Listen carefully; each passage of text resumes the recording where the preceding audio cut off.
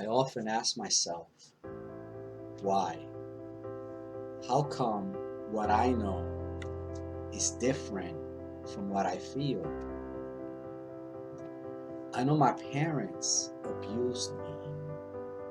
I know they were fully responsible. I'm certain of this.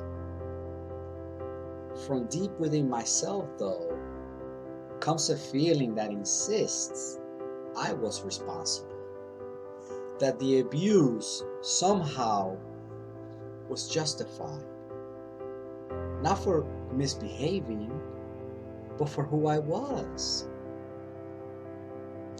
Those eerie sensations generate from deep inside me, and in the speed of light course throughout my being until I feel completely worthless and even creepy. You see, my psychotic mother believed I was possessed by a malign spirit. This is common in cases of extreme abuse by psychotic individuals. This feeling called shame unleashes a sense of unworthiness and inferiority. It manifests itself in times of trouble and often robs moments of joy. Although I know mistakes are necessary to the learning process of life itself, my shame continues to insist my mistakes are due to my inherent inferiority and vile nature. It often feels like bad karma has my name on it, simply for being me. This shame does not limit itself to times when I screw up. It lies to sabotage good things that happen to me as well. I'm made to feel the good times will not last. It likes to downplay my accomplishments and highlight my failures. It's disempowering indeed. This is the message my abusers instilled in me with their cruel treatment and cold emotions. My nagging question is, why do I know what happened and yet feel something else? To answer this, I must first make a distinction between what I know and what I feel. Feeling versus knowing. Knowing is simple compared to feeling. I know my name, age, etc. I believe you get the picture. I can't hold feelings like I can hold thoughts. Feelings are constantly ebbing and flowing. I also know I was born to an abusive home, and my parents were ill-equipped to raise healthy children to become emotionally healthy adults. This I know with complete certainty. The question remains, how do I feel? What I feel is remarkably different. I somehow sense that it was my fault, that the abuse happened because I made them do it and deserved it, and that they didn't love me because I was not good enough to love as a human being. I was unlovable, I thought. Understandably, at that tender age, I didn't know my parents lied to me. I feel I was not beautiful and that it was my fault. I feel I was not worthy of their love and appreciation simply because of the child I was. A sorry excuse for a child. My parents lied to me. I know my feelings are extensive and deep, more than I know. Of course, I know what I feel was never true. I know they were ill and could not provide a nurturing home. So, how does this happen?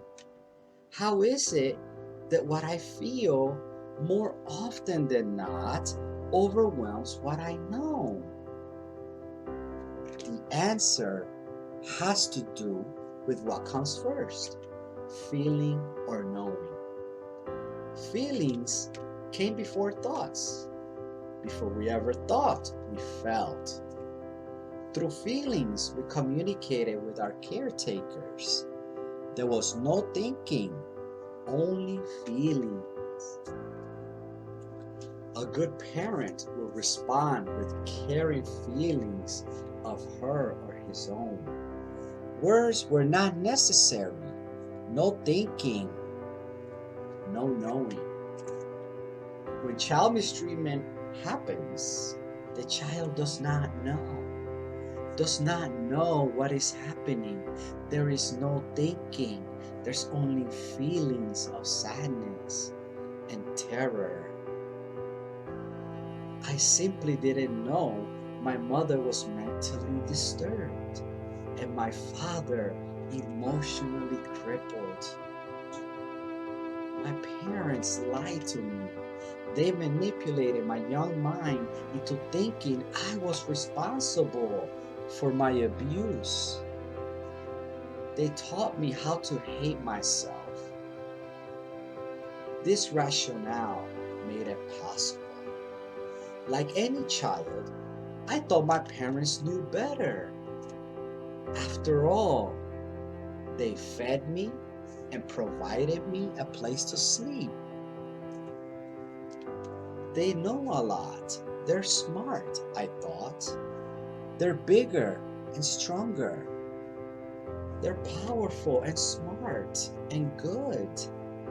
After all, they must be good because only a good person punishes a bad person. And that bad person must be me. There simply isn't any other conclusion the mind of a child can come to. They helplessly absorb the madness. My young mind could only conclude I was at fault for my abuse. No child deserves to be abused, no matter what they do. By the time I started thinking about the abuse and what really happened, my feelings have been hypnotizing me with a lie for years. With my parents' continued abuse and emotional neglect. The damage had been done. No matter what I knew now, I will feel I didn't deserve to live, let alone live happily. To understand why my irrational feelings overwhelm my rational thoughts regarding what took place during my childhood, I have to see my feelings started much earlier and have been ingrained in my mind for much longer than my thoughts. My feelings got a big head start. Also, feelings and thoughts are mutually exclusive, especially in times of danger. Whether that danger is real or imagined, feelings will usually win out. To see this in perspective, I think about people who lived 12,000 to 200,000 years ago. Humans were hunting and gathering to survive. There were many immediate threats, and our feelings about danger kept us alive. And when we encountered a threat, we recognized it without thinking about it. Instead, We reacted with powerful feelings of fear and terror, and either stood and fought or ran for our very lives. One thing that makes child abuse so devastating for the young mind is that by virtue of the attackers being the child's parents, the child can't either fight or run, but instead remain in a state of perpetual panic, knowing there is little he or she can do to defuse the threat. So, having been a victim of child abuse, I see daily stresses as threats. In this place, I feel ugly and crazy, and my reasoning does its best to see it for what it is. These betraying feelings should be a reminder that my parents lied to me. My misguided shame picked up the abuse where they left off by punishing me incessantly without justifiable cause. In essence, trying to fix someone that was never damaged. The reason for this perpetual cycle is that there was nothing wrong with me. Shame and guilt are useful in letting us know when we have unjustly hurt another, moving us to do some soul searching and work on the kind of person we have become. When child abuse occurs, these useful tools become counterproductive. They explain every mistake I make by inundating my being with doubt and contempt for myself, rather than recognizing their true purpose, which is to learn and grow. Guilt and shame not only kick me when I'm down, they often burst my bubble when I find joy in my life by whispering, "It won't last." It's not surprising. In my childhood, the good times were few, short-lived, and far apart. These feelings I know are false. They point to the wrong person. They blame the victim. I know the blame lies squarely on my parents. I know this, but knowing is not enough. I have to feel it.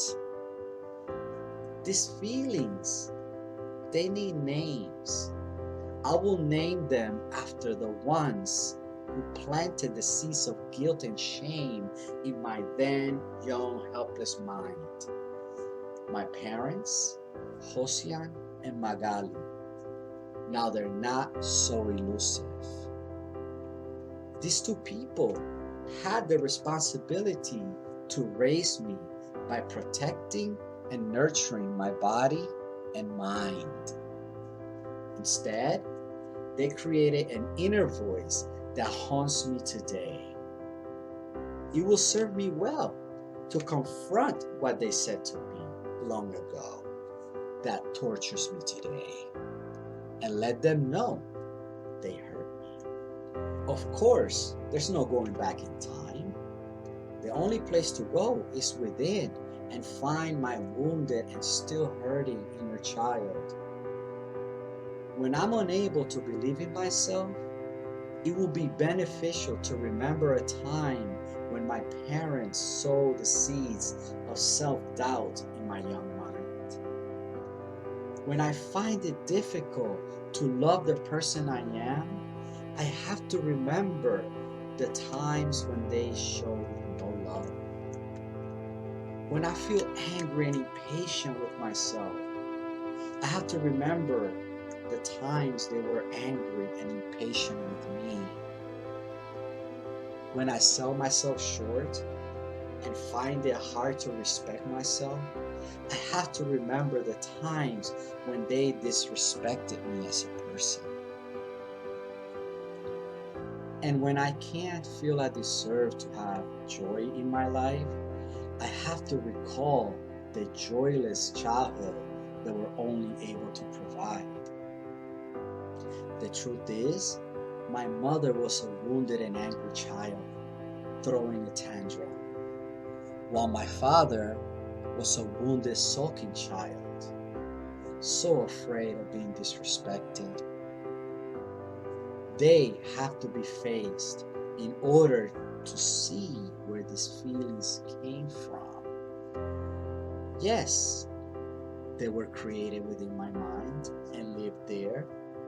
Nevertheless, my parents forced my creation of these feelings.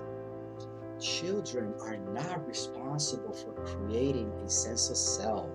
That falls on the parents to mainly step out of the way and not place any burdens of self-doubt on their young minds, resulting in life being a mental uphill. I know this, but I must feel it. I have to be the child again and feel the truth, which is that my parents were too weak to break the cycle of abuse. I can do it now. It is safe. I don't need them. I can take care of myself. My grandmother used to go to church every Sunday. And even though I don't follow a religion, many of them have wise teachings. In the Bible, for example, it is mentioned that Jesus Christ said, "Truly, unless you change and become like little children, you will never enter the kingdom of heaven."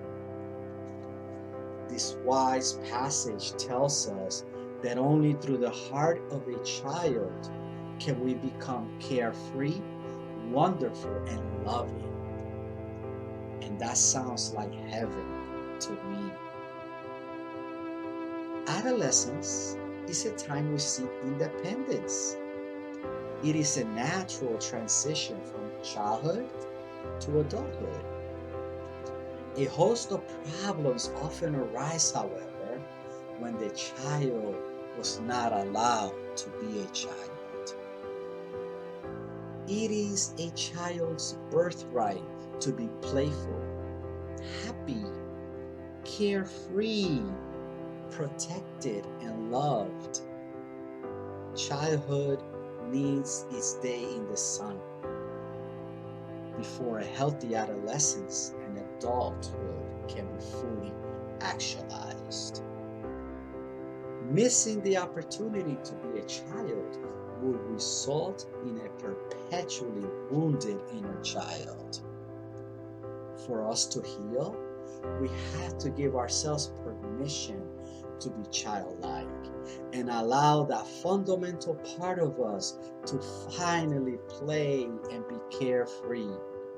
Let the child in you experience the wonder of the world and be amazed. Because when you are amazed by what you are seeing, you see a reflection of your inner self. And whenever you feel the pain, loneliness, and anger in your heart, remember who planted those seeds. We often become distracted and we end up not contemplating what happened to us long ago. This way, we don't have to feel our shame. Well, I'm here to tell you, you don't have to run because it's not your shame. You must give it back to its rightful owners, those that let you down when you were most vulnerable. Put those seeds of shame back in their bag. It was always their responsibility to sort them out. It's important I visit my inner child and give him the good news that he got it wrong. And in fact, he was always wonderful, lovable, and beautiful.